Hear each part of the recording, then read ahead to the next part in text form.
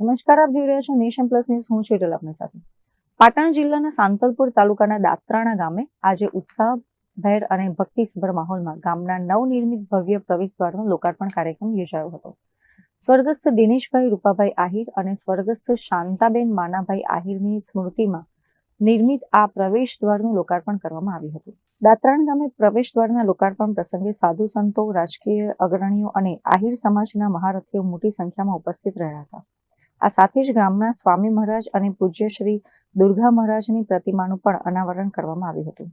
દાત્રાણા ગામની શાનમાં વધારો કરતા આ ભવ્ય પ્રવેશદ્વારના લોકાર્પણ નિમિત્તે સમગ્ર ગામમાં દિવાળી જેવો માહોલ જોવા મળ્યો હતો. આ પ્રસંગે આધ્યાત્મિક ચેતના જગાડવા માટે સ્વામી મહારાજની પ્રતિમા તેમજ પૂજ્ય શ્રી દુર્ગા મહારાજની પ્રતિમાનું વિધિવત અનાવરણ કરવામાં આવ્યું હતું. રૂપાભાઈ આહિરના દીકરા શ્રી દિનેશભાઈના સ્મરણમાં પ્રવેશદ્વાર બનાવવામાં આવેલો છે. ત્યારે આજે કચ્છ પાટણ આહિર સમાજના પ્રમુખ તેજાબાપા તેમજ ગોવર્ધન કન્યા સંકુલના પ્રમુખ એકમભાઈ તેમજ ખડીરના સમાજના પ્રમુખ તેમજ વાગડના પ્રમુખ તેમજ ચોરાના પ્રમુખ અને તેમજ વઢિયાર આહિર સમાજના પ્રમુખ તરીકે તમામ આગેવાનોએ હાજરી આપી અને દુઃખના ભાગીદાર થવા માટે અને સુખની લાગણીઓ લેવા માટે જે રૂપાભાઈએ જે આ કાર્યક્રમ કર્યો, એમના દીકરા પાછળ પ્રવેશદ્વારનું લોકાર્પણ કર્યું અને ઉદાર હાથે તમામ સંસ્થાઓમાં જે આ પરિવારે દાન આપ્યું છે, ત્યારે રૂપાભાઈએ ગામમાં પણ વાડી બનાવવા માટે 25 લાખ જેવું દાન આપ્યું અને આજે અમારી ચારે સંસ્થાની અંદર પોતાએ 51,000 રૂપિયા ભોજન તિથિ આપી છે. આવા પરિવારને ભગવાન હર હંમેશ સુખી રાખે એવા ભગવાનને પ્રાર્થના કરીએ અને સમાજનું કામ કરતા રહે, એ જ વાત અમારી રૂપાભાઈને અને અમારા આહિર સમાજને એ જ વિનંતી કરી છે કે સંગઠિત બને, વ્યસન મુક્ત બને અને સમાજ એક બને. સ્વર્ગસ્થ દિનેશ આહિર અને શાંતાબેન આહિરની સ્મૃતિમાં તેમના પિતા રૂપા આહિર દ્વારા સમાજની જુદી જુદી સંખ્યામાં લાખો રૂપિયાનું દાન કર્યું છે, જેના પર સામાજિક અગ્રણીઓએ પ્રકાશ પાડ્યો હતો. અમારી સમાજમાં પહેલાં તો શિક્ષણની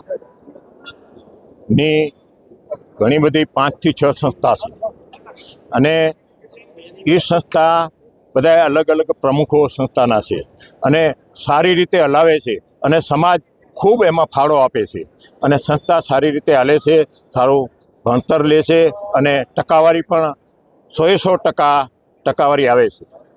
રૂપાભાઈએ જેવી દાન પતે ખુલ્લી મૂકી છે, તો સમાજને બીજા લોકોને શું કહેવા? સમાજની બધા લોકોની જવાબદારી છે અને સમાજ જ એટલો ઉદાર મનથી જે દાન આપે છે. જે આ બધી સ્કૂલો બન્યું એમાં હું કહીએ તો જેમ કે આ વાસણભાઈના 1 કરોડ રૂપિયા હતા, વાસણ દાદાના 2 કરોડ રૂપિયા ભૂમિદાનમાં હતા, એમ બીજી જગ્યાએ આદિપુરમાં સ્કૂલ બની એમાં પણ 3 કરોડ રૂપિયા દીધા છે, 2 કરોડ રૂપિયા દીધા છે, 51 લાખ રૂપિયા દીધા છે અને 21 લાખ રૂપિયા તો કેટલે દીધા છે.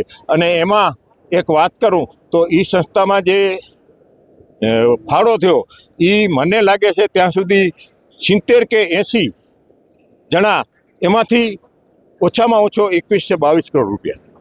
એટલે સમાજ દાતાર છે, દાનવીર છે અને સમજુ છે.